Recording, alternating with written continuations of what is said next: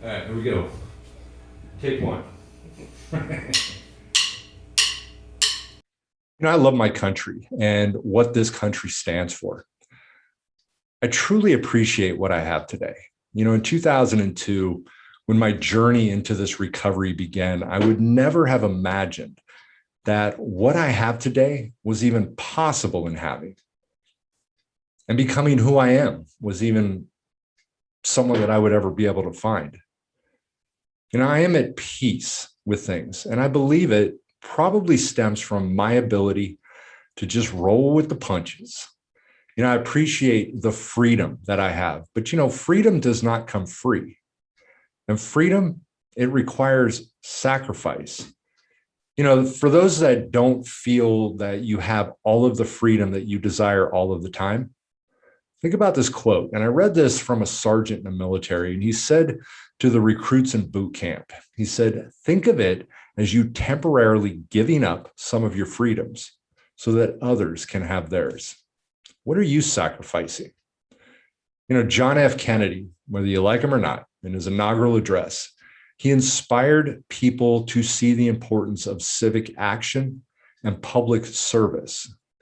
He said that famous saying, ask not what your country can do for you, ask what you can do for your country. And this challenged every American to contribute in some way to the public good. Now, please stay tuned for my guest today. And this is a man of sacrifice. His name is Richard Kaufman, and I am honored to thank him for his service to us. I'll be right back.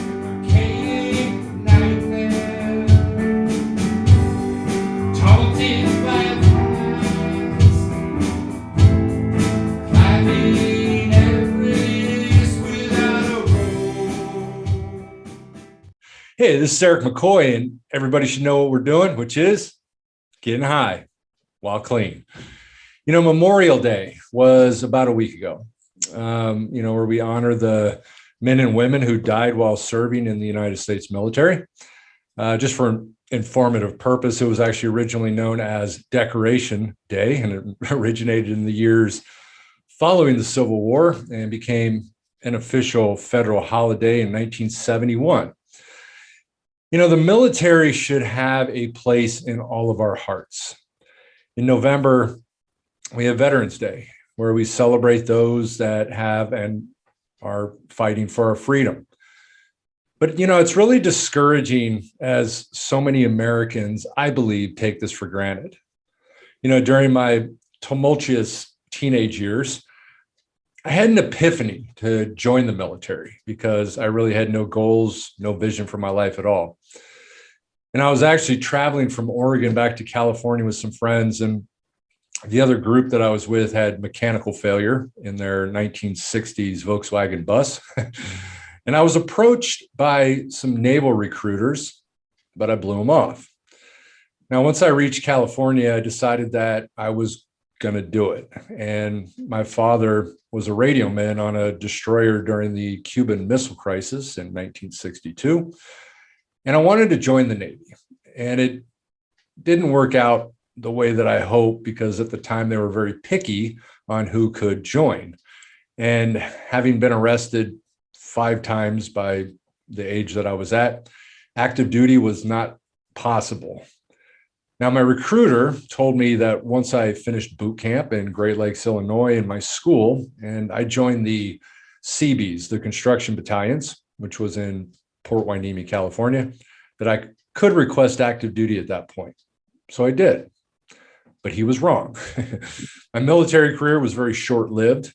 And actually, and honestly, I don't like saying this, I could say that I actually absconded from my monthly duty because I returned to that same life that I was living on drugs, running around with the Grateful Dead. Anybody know my story? And I would not have passed the drug test. I was able to slide through, luckily, with a medical discharge because I did have a grand mal seizure in 94 that I was able to use the reason that I did not make it. But I gained an enormous appreciation for the military. Our military watches out for us every day. And when something goes wrong, they're ready. In 2001, and so many of us remember the day of September 11th, we were attacked. We had about 2,900 people that died between the planes, the bystanders, the Twin Towers, and the Pentagon. And that's actually 593 more people that died than the last major attack that was on our land, which was December 7th, 1941, the Japanese attack on Pearl Harbor. So in 2001, George W. Bush, our president at that time, issued Operation Enduring Freedom, which were airstrikes targeting Al-Qaeda and the Taliban in Afghanistan. October 7th, 2001, this began and actually lasted until December 31st, 2014. Now, today, we have an opportunity to meet one of the individuals whose mission was to support Operation Enduring Freedom. He served in our military and was medically retired after 23 years of service. And he also fits well with this podcast, as he has struggled with substance abuse, struggled with homelessness, and alcohol abuse. He is the author of a book titled Hero's Journey from Darkness to Light. And he is also the host of a podcast called Success, Your Why Powers Your How. He's also known as the Comeback Coach. Richard Kaufman, I want to thank you for coming on our show today, and I want to thank you for the service to our country. Oh, thank you guys for having me. And anytime anybody ever says thank you for my service, I feel kind of weird, because it was just what I did. So, but thank you so much for that, and thank you for having this show, because a lot of times this is not a sexy subject.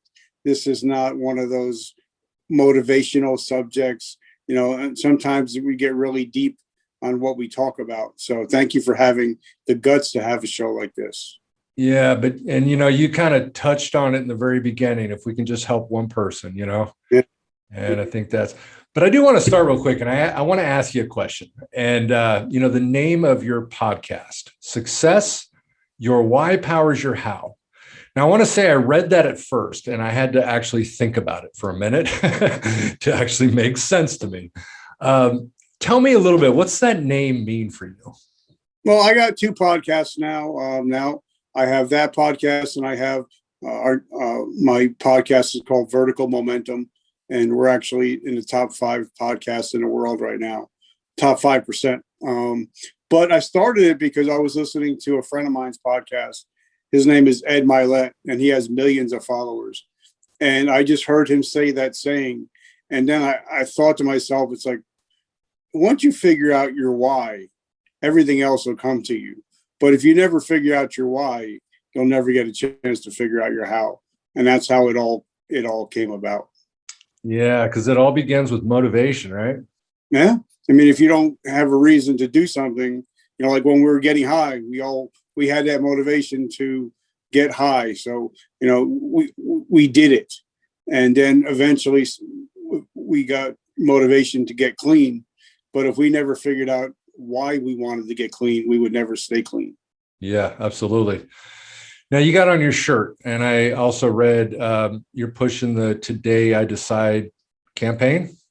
Oh, well, what it was I was part of a veteran summit a while ago, and I had to give my speech, which I did. And for me, if you guys don't know, I'm 80% blind, so I got to use this because I got to use the Mr. Magoo glass to be able to see. But in order for me to get my interview on there, I had to put it on YouTube so they can download it. And all of a sudden, my interview went viral. It was about the day I attempted suicide on Memorial Day, 2012. And everybody was like, oh my God, we need to have a summit. We need to have get together so we can have people know that it's okay to be not to be okay. So we decided to throw our own mental health summit, which was April 3rd. You can find it on social media at Today I Decide #. So we had 12 different speakers. It was a free event. And I think we're going to continue doing it statewide and then nationwide eventually. So, post-traumatic stress disorder, which I'm sure is obviously something that you really target, obviously can occur following a life-threatening event, obviously like military combat, natural disasters, terrorist incidents, serious accidents, violent personal assaults like rape. Many, most survivors of trauma do return to normal given a little time, but some people obviously don't. They have stress reactions that obviously don't go away on their own or even get worse over time. And, people who suffer, and working in the field that I work in, obviously we do deal with this as well, that people that suffer from PTSD often suffer, obviously nightmares, flashbacks, difficulty sleeping, feeling emotionally numb. And these symptoms can obviously seriously impact a person's life. And this is something you're dealing with, right? With people, helping them through PTSD. Yeah, because my theory is, I only have a ninth grade education, so I'm no professional, but I've interviewed over 300 professionals in this field. And I figured out that when an adult acts out, it's usually because of trauma that happened between the ages of 3 and 13. Then you add alcohol and drugs to the mix, and then you add war to the mix sometimes, and you have a perfect storm. And there is no book to tell you how to get out of the perfect storm unless somebody else has been in there and they can reach down and help pull you out. Now you're a comeback coach. The comeback coach. What does that mean? Well, because if people know my story, if you guys follow me at all, I was in the health and fitness industry for 30 years. I worked with players from NBA, NFL, Major League Baseball, WWE, helped them come back from injuries. And then I had to come back from drug addiction, alcoholism, homelessness, PTSD, a traumatic brain injury, and now blindness. So if anybody knows how to come back, it's me. And it was Gary Vaynerchuk when me and him got together and had lunch. And he's like, bro, you're like the comeback coach. And there it started off from that day with just having lunch with Gary V at his father's wine store here in New Jersey. And that's where it all started. And how much of your, the issues you're doing, you got obviously depression, you attempted suicide, even your blindness was a result of the military? Well, the PTSD, the blindness, that most of that was from the military. But, if people know in my life, they know. I love this book by Grant Cardone. It's called 10X. And he says, once you take ownership of your life and realize that everything's your fault, then you can learn how to be free. So I take ownership of everything that's ever happened to me. And I don't blame anything on anybody. Because like my mentor, Ed Milet, says, things don't happen to you, they happen for you. And everything is a teachable moment. So I'm more into post-traumatic growth now than in post-traumatic stress. Yeah, the key to control that we take over our life is self-responsibility. And that really is. When I found that real freedom in my life was when I did take responsibility, for things.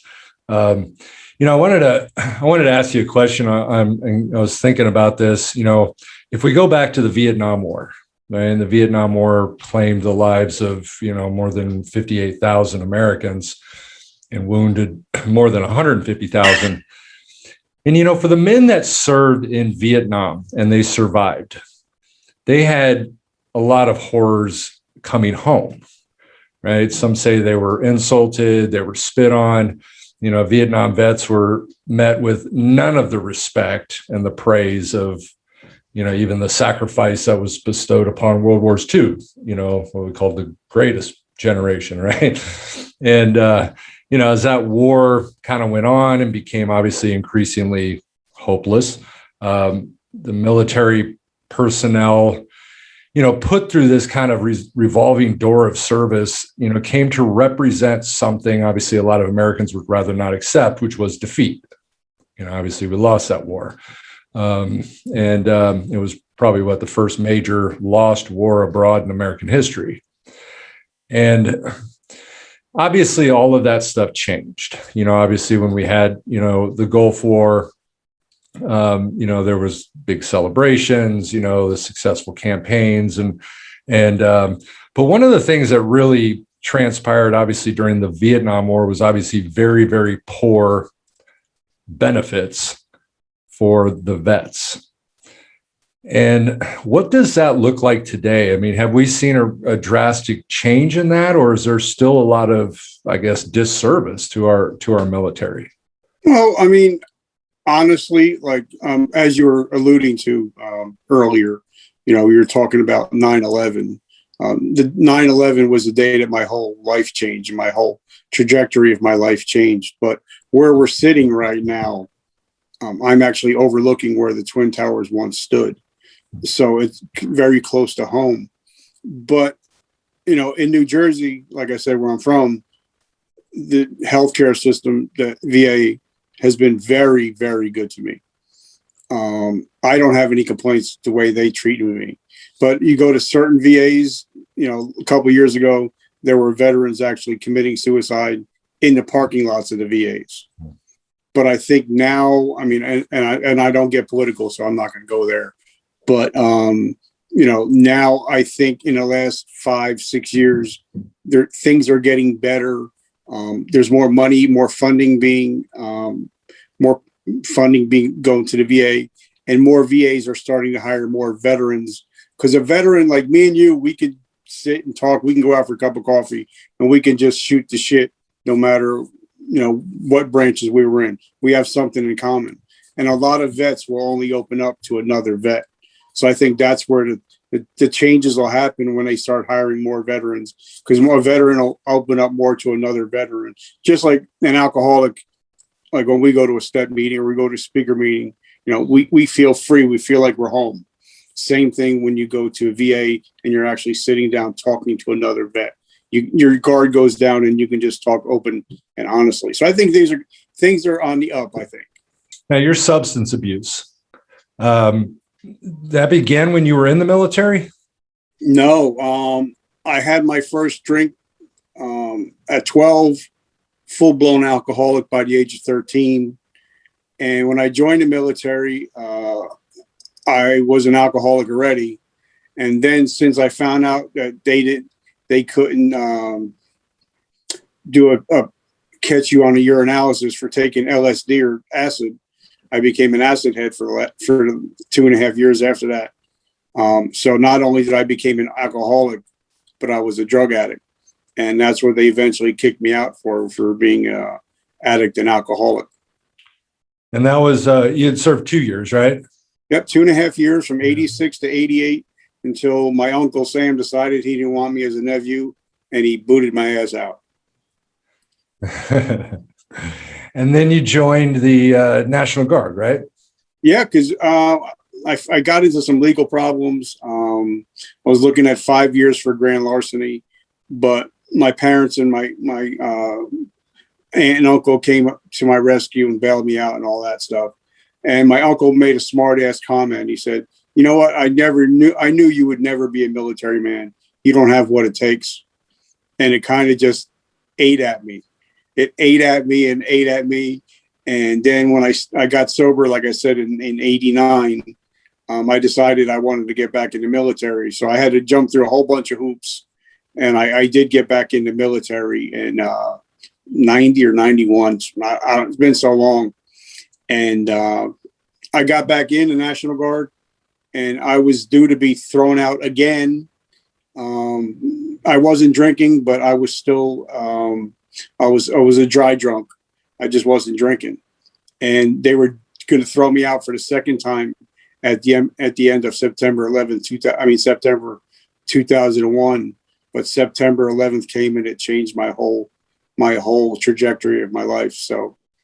And then you were in the military for, you said 20, or you were in the National Guard for 20 years, is that? Yeah, 20 years. After I got my head out of my butt, I'm not trying not to curse, but after I got my head out of my butt, I I got busted from E4 to E1. They decided to keep me, thank God. And within 4 years, I became Soldier of the Year. I became a non-commissioned officer. And then I stood in for another 20 years. That's great, man. And you were saying 30, how many years sober? 32 years as of January 2nd, 1989. That's great, man. That's fantastic. It's a lot of time. I was asking, why the hell did you do that? One day at a time, brother, and unfortunately, even though being clean this long, I have to be very protective of my sobriety.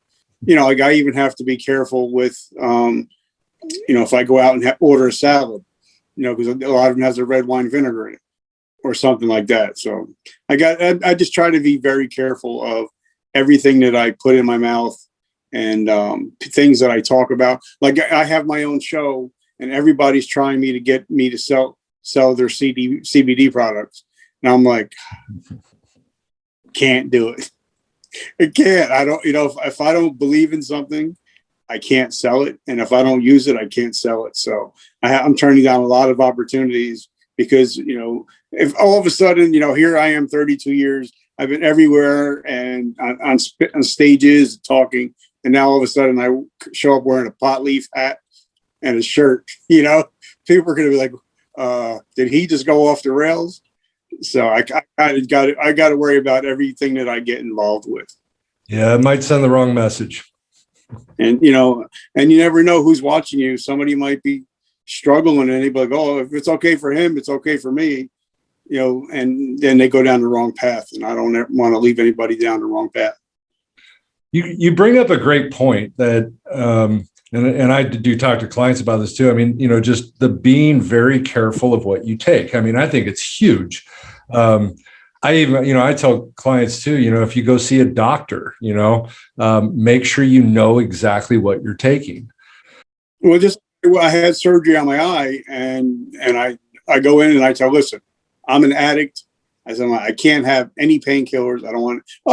And so the guy comes in. He's like, all right, we're going to give you fentanyl. I'm like, no, wait, hold on a second. You're not giving me fentanyl. You're not giving me anything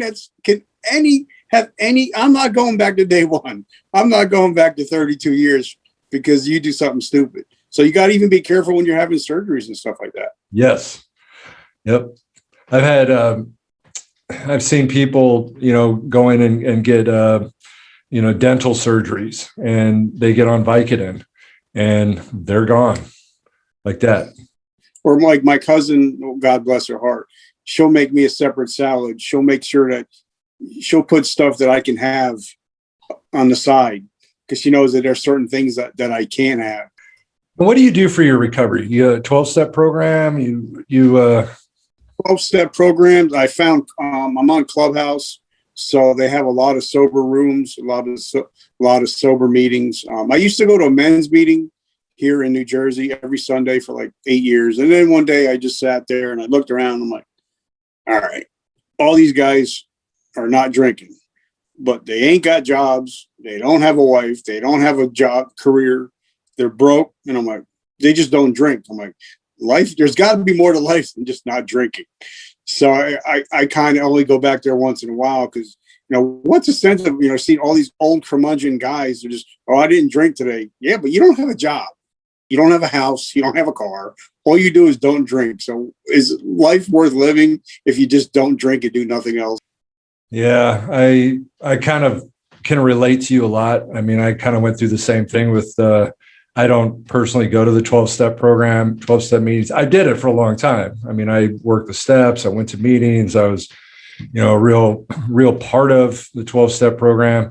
And I reached a place where I kind of felt like it wasn't giving me anything else. I kind of reached a place where just like you, it was like, I need more because this is all I'm getting here, and that's sort of where my mindset went.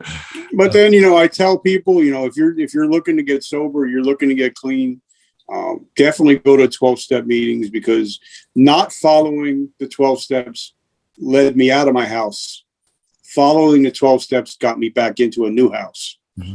So definitely, if you're struggling, get to a program. Like I was 20 years old, my first meeting, and I was scared and hungover, drinking nasty coffee, eating nasty cookies, but it helped get me sober.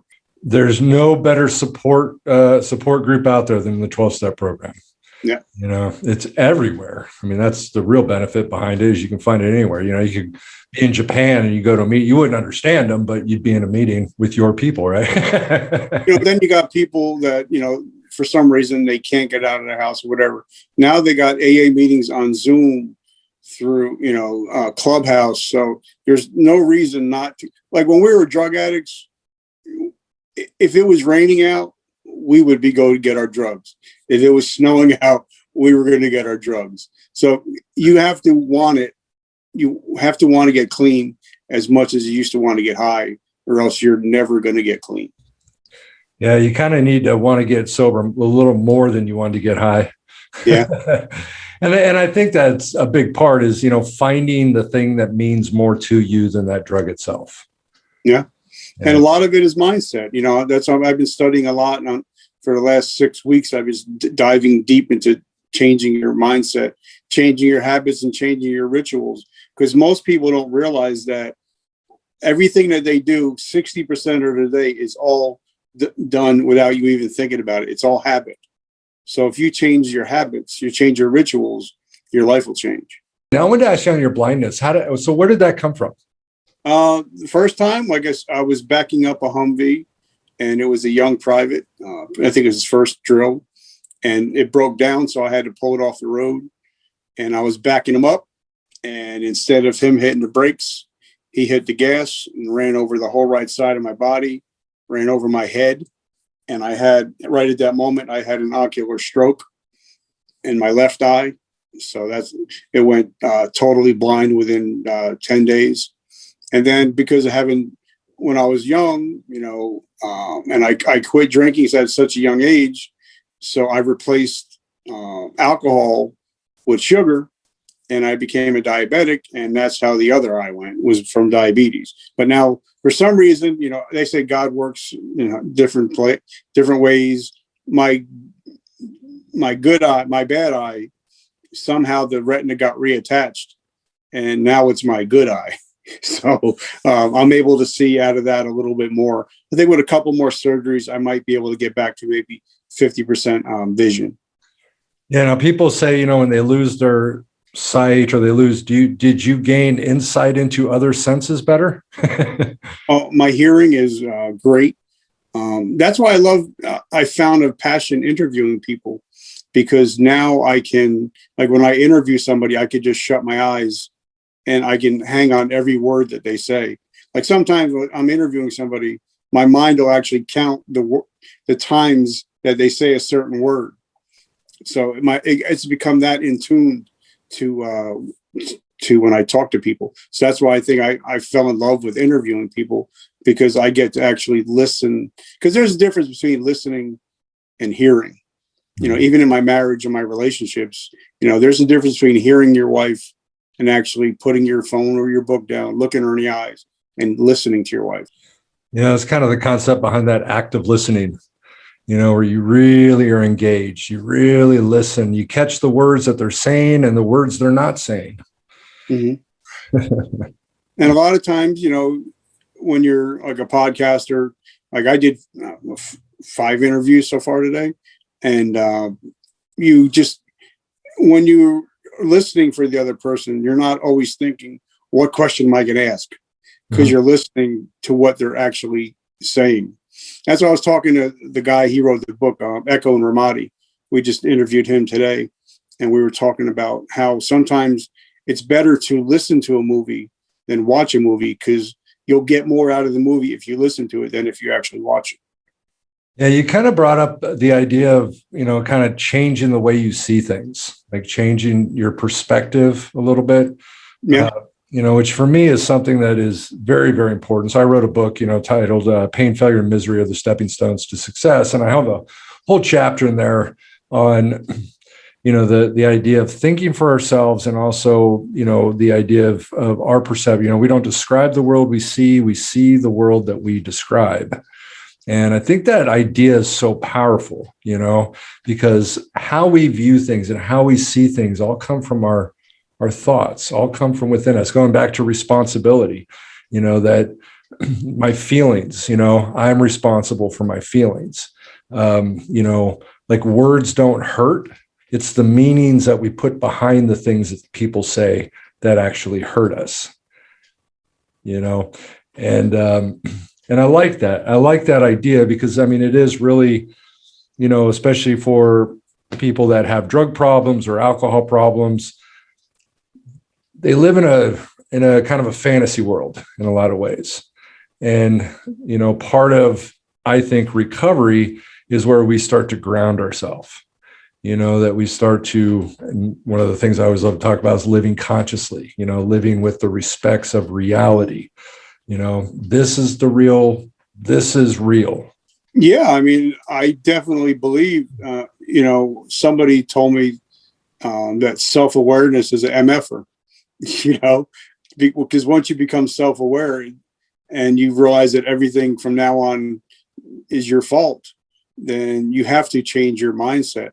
And there's a part of your brain. Now, everybody says, well, I can't change my mind. I can't change the way I am. I can't change the way my mind thinks. And this is something that somebody told me a while ago. There's a part of your brain, a very small part of your brain. I can't remember the name of it right now, but it's in the frontal cortex that, like, when you first say if you buy a car and it's a blue Honda, as soon as you buy that blue Honda, all you see is blue Hondas. It's because your mind is actually searching out in your subconscious, looking for it. So your life can become like your Facebook page. And I know people are like, is he on drugs? No, I'm not. But check this out. I did an experiment about 6 months ago when I was going through some depression. I went through my Facebook page and I started liking all the positive stuff and letting all the negative stuff go. From about 30 days on, all Facebook showed me was positive stuff.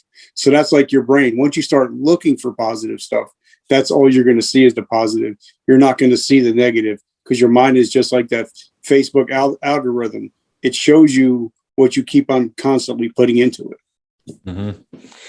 I've done a exercise with people before, and I always love doing this. I think I said this before on my podcast, but where I've done groups with clients, and I would actually go around to each one of them and I would shake their hand and I would say, okay, I'm going to say something to you. I want you to look right back at me and I want you to say the exact same thing. I wish you health and happiness. And then I'd go and they'd say it back. I wish you health and happiness. And I'd go around the entire group, with me saying it, then them saying it back to me. And then I'd have them all get up and then I'd have them all do it to each other, and the power behind that was amazing. People, before the exercise, they were like, I'd say, how are you guys doing? I'm just, I'm all right. Kind of down. I'm irritated. I'm frustrated. And that changed completely by the end of that group, and I think it's a little based on kind of what you're talking about, that positive thought, positive speaking, good things we say, good things that we hear back really can play a lot into us feeling good. Well, I'm reading a book right now. It's called From Homeless to Billionaire. And it was a gentleman, and he just said the main things are he just changed the way he talked to himself. So he came out with 5 things that he would say to himself every day, about 50 to 100 times a day. I'm whole today. I'm happy today. I'm wealthy today. I'm healthy today. And he just kept on repeating those things until it got into the subconscious. And then that's when your mind will actually start thinking, okay, and attracting the things that you want. So if you keep whatever, I did a video the other day, so I do a video every morning minute every day. And it was that garbage in, garbage out. Whatever you put in your mind is what you're going to get out of it. Like, for instance, for me, if I want to get amped up when I go to the gym, I'll put on Slipknot, or I'll put on Tupac. So it's amazing how your mind will actually adjust to whatever you're listening to, or the people that you have around. So sometimes you might have to cut some of the fat from, the people that you have around you. If they're negative, they're going to try to keep holding you down. Yeah, appreciation, which is something that I'm, like when I look back on my past, and of course back during my drug days, and I was negative, I was hateful, I hated everybody. I was kind of a sociopath in that sense. I had no, emotional connection with anybody. And when I started that process of healing for myself, I remember, and I'd read this, idea of appreciation, right? Appreciation is the strongest outbound form of love. It's the idea of giving of everything and asking for nothing. And they did studies on this, and they actually found that your mind cannot be in the state of fear and appreciation at the same time. And so in that sense, appreciation can almost be the antidote to fear. And of course, fear being probably the greatest destroyer of happiness. And I think I've always thought about that. And that's something that became very important to me, was looking at gratitude, looking at appreciation. I mean, all the things that, in my life that I took for granted, going to the saying of, you never really know what you have until you lose it, right? And so maybe I can actually appreciate things without having to lose them, and that has changed my emotional stability drastically. I can just appreciate, I got a house, I got a roof over my head. I appreciate that I can walk out into the sun and feel the sunlight. I appreciate that I have grass. I appreciate I can smell the roses, just some of the most simple things that it feels good, to appreciate it. And, I think, gratitude, I'm a big gratitude guy. When I wake up and before I go to bed at night, I thank God for, just 3 things for that day, what I'm grateful for, whatever it is, and if I wake up in the middle of the night to go to the bathroom, I'll just say a quick prayer and say, Lord, I just want to say thank you for just keeping me alive today. And once you start living that attitude of gratitude, the world, whatever you call it, I call him God, he'll give you more. Like if you're a parent, I'm a parent, I got 3 kids. If they appreciate and take care of what I give them, of course I want to give them more. But if they start acting like spoiled brats and start, acting like the world owes them something, I'm not going to give them anything else. So I think that's what the universe does to us when we start appreciating what we have, because even in the programs, it says you cannot keep what you cannot give freely away. So I think once you live in an attitude of gratitude, life starts getting a lot better, even financially. Yeah. Now you're a man of faith. I try. I know I fail him every day, but I try, and I realize that whenever I was at my deepest, darkest points, he always put somebody in my way that they actually protected me. So that's why I do what I do now. Yeah, it's kind of cool. The last 2 podcasts I did before, one was Anthony Torres, who was he was a drug addict, got clean, became a pastor of a church in New Mexico. Great guy. I really enjoyed it. And then Joe Potosi, Joe. Joe's great people. I just had him on my show. Okay, yeah, and he also is a man of faith, and I think I'd read that somewhere, so that's why I kind of asked that question. But I too am. It's a fight every day for me. That faith, it's a struggle, and I think it's a constant struggle. And I think it is for a lot of people, because I have a tendency of questioning too many things. Well, see, like me, I question everything, and then I'm like, you know what? Sometimes you just have to accept it. I'm like, there's got to be something greater out there, because I can't even see out of my eye. So if I can't figure that out, there's no way I can figure out the universe. So I realize that there's a God, and I'm just not him. Yeah, that was an important part for us to get out of addiction. At the moment I decided I didn't want to play God anymore. And yeah, I came to a realization one day that I was thinking, because you got all these people out there that are constantly arguing, there is no God, or that kind of stuff. And I came to this realization. I was just thinking, like, how is it even possible for me to even, truly understand that power? I mean, to understand the concept of God. I mean, I've got this small little fallible mind, that for me to even figure it out. And I am a man of faith today. I do believe in God, which is a big change from when I was using drugs, because I did not. And that was something that, has become very important in my life. But yeah, I definitely can say I don't have perfect faith. But I realized, because I was with my dad, and he's battling pancreatic cancer in South Carolina. And something just came over me one day, and he said, I don't know, it was audible, it was inside me. It just said, son, just walk by faith, not by sight or feel. So just by faith, not how you're feeling, but everything's going to be okay. So, and that's something that's just stuck with me, to walk by faith and not by sight or feel. Because sometimes the way our minds will lie to us. Oh, yeah. Always lie to us. So we have to realize sometimes our just like people, if they lose a job or if they lose a business, our minds tell us that we're a failure, but people don't realize that failure is an event. It's not a person. So sometimes you don't listen to your mind sometimes. Yeah. Through studies, they've said that the average human tells over 200 lies a day. I remember originally seeing that. I was like, damn, that is crazy, and, but then it started to make sense to me, because, they've identified over 100 different forms of lying, and so, I mean, think about, all the times, like even rationalizing, we justify, exaggeration as a form of lying. You just tell a story, make it a little bigger, right? And to make yourself seem a little bit more than you really are, Yeah. And I think addicts are a lot like that. We just, we'll embellish, we'll tell one of our friends we went fishing and our fish was that big. At the end of the day, the fish was that big. Exactly. Yeah. Being humble, that is a big key, the idea of humility.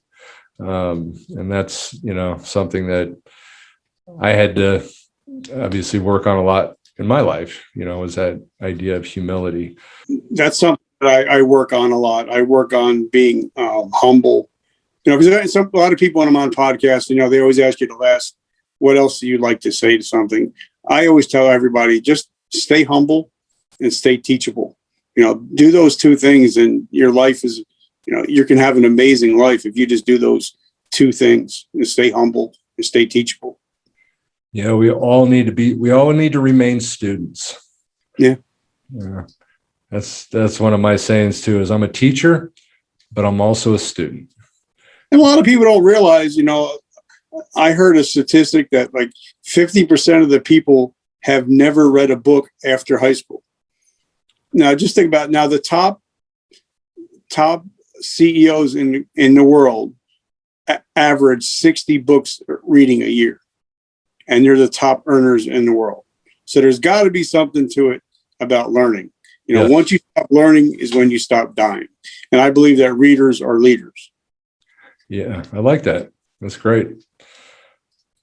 So when you, so what all types of people do you work with? You work with people in the military? You work with anybody that's dealing with depression? I work with anybody that needs a friend to have a cup of coffee with, whether that's military, first responders, civilians, teachers, authors. And now with the podcast, it just opened up everywhere to now I have everybody on my show and I've become friends with everybody.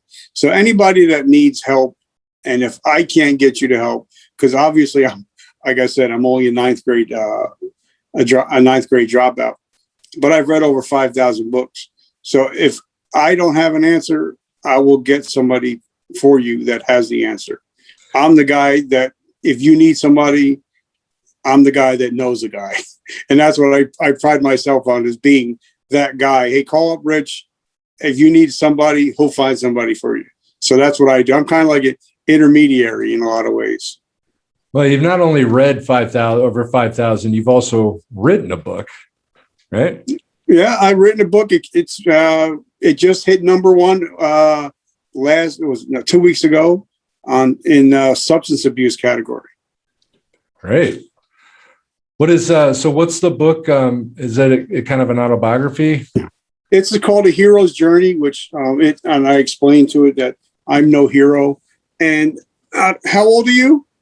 How old am I? Yeah. I turned 48 this year. Okay, so we're pretty close. But I know that the original Superman for me was Christopher Reeves.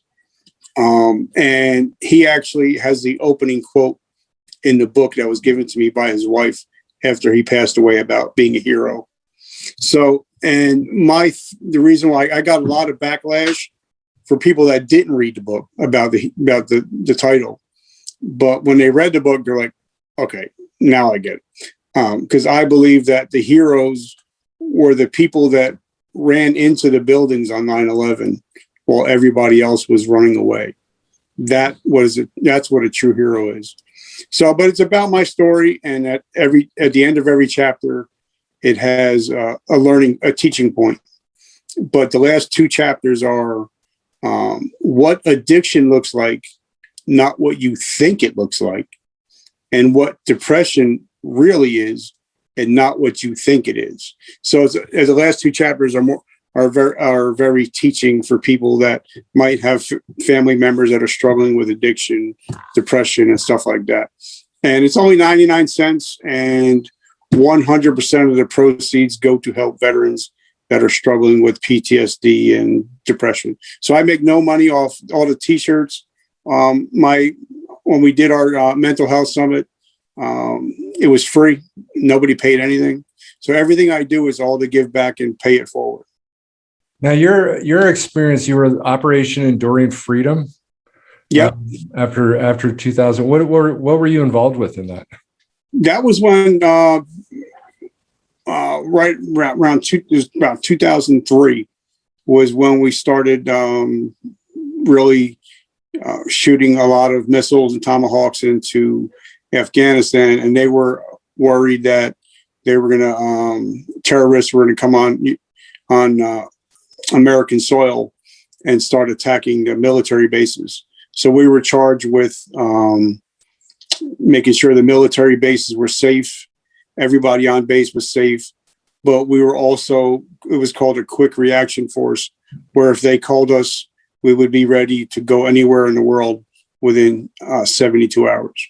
So we were just ready, waiting for a phone call. And for us, the phone call didn't come until a couple of years later when my unit went to Afghanistan. So you were in Afghanistan? I was not. I did not go because of the diabetes made me non-deployable. So I had to stay home, stay back in the rear and take care of the families that were left behind. Now you're married. Very happily. And the funny thing is, I met my wife, now it's 30. She's known me almost 40 years. Yeah, she knows me for 40 years. And we dated right before I joined the military. And I left and did what I did. And then I came back, and 30 years later, we met, and now we're married with 3 beautiful children. And one of my boys, he's going to Coastal Carolina. He's going to be a marine biologist. My middle son, he's actually high honors in all his classes. And then I got a 9-year-old daughter, and she's kicking butt and playing softball. So my kids got my wife's brain and my work ethic. Yeah, they're well superseding your education. Oh yeah, they're like way here, you know. Yeah, they're way more. I mean, like I said, I dropped out in 9th grade, so I don't even have a diploma or anything. Now, I also read you were homeless at some point. Yeah, because what happened was I came home from the military, and now me and my father, we didn't get along. He's my stepfather. We didn't get along at all, and because of it, because I was a young punk, and all me, all my fault. Like I said, I take responsibility for everything. He was working 2 jobs, getting up at 5 a.m. and working till midnight, just trying to put a roof over our head and food on the table.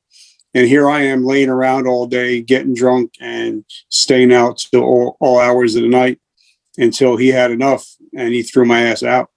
And if you guys, I'm sure that you've had a lot of great guests, but I'm the only guy you're ever going to talk to that I was so bad that they threw me out of the crack house.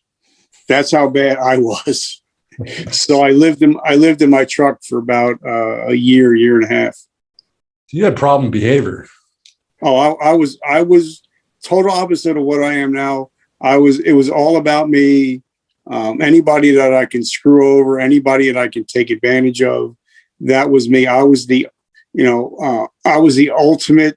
I don't even know what to call it. I was just a badass kid and an adult until 9/11 humbled me, and the guy that woke up on September 11th was not the same guy that went to bed on September 11th.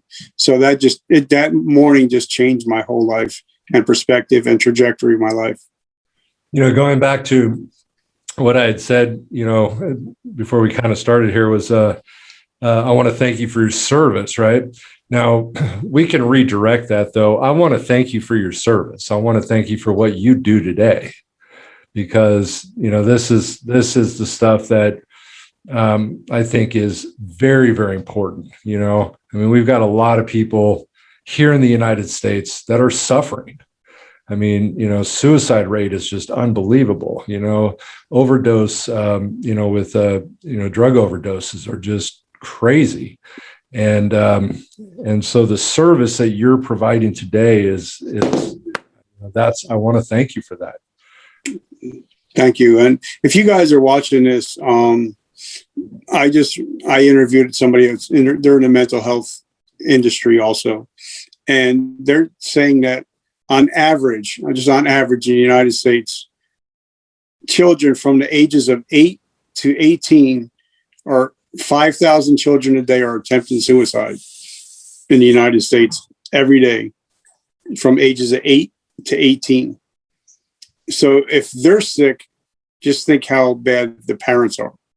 So I think once we start getting healthy, then we can change the world, but we have to get healthy first before we can get our kids healthy. I know you may not have a definitive answer on this, but if we were to look at that rate of kids, with their suicide, where do you think that's stemming from? What do you think's happening? Well, first of all, being kids, while we're watching this, we're going to be we're still in COVID. So I think a lot of it has to do with, being lonely. There's only so much you can do with a 6x8 inch screen. You miss being with your friends, you miss going out and doing things. But I also think that people that are on, kids that are on social media, a lot of them are getting bullied or getting picked on, or they're just looking at people that are on, because on social media, 90% of the people, they're always looking their best. They're always having their best day. They're driving in Lambos. They're taking pictures in mansions. Those are what are getting popular and getting all the likes. And it's not real life. So a lot of people are getting, they're feeling down and depressed because their life is not like the Kardashians. So I think a lot of kids are feeling that, they're feeling inadequate because they're looking up to people that have things that they don't have. So I think social media can be doing it. A lot more people are worried about getting likes than they are about building real relationships. You know what I'm saying? Mm-hmm. I think something important for people to think about. Even looking at the Kardashians, you see them on TV. That's not their real life. They've got problems. They've got all the stuff that you're not going to see, that aren't going to be on there. The other thing too, like we look at COVID, in the grand scheme of things, this is a small part of our life. especially if, if you're young. I mean, if you're 16 years old, you got a whole life ahead of you.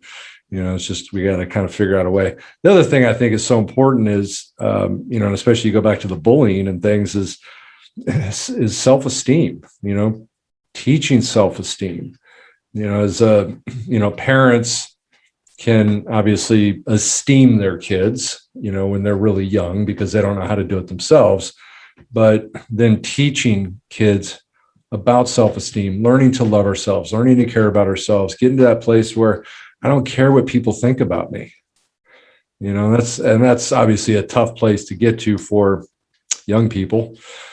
I am there today, though. I don't give a fuck what people think about me. It's like I grew up, my father left when I was 3 months old and my mother was an addict. She's clean now, by the way, for like 27 years. So thank God for that. But I don't ever remember her putting her arms around me and telling me she loved me.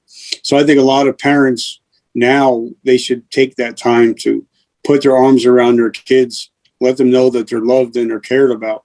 Because, they say that, for women that when they get older, even guys, when they get older and they become promiscuous, it's because the love that they did not get when they were young children.